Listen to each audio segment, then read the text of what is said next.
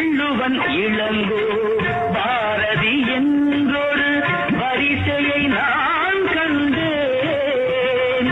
அந்த வரிசையில் உள்ளவர் மட்டுமல்ல நானும் ஏமாந்தேன்.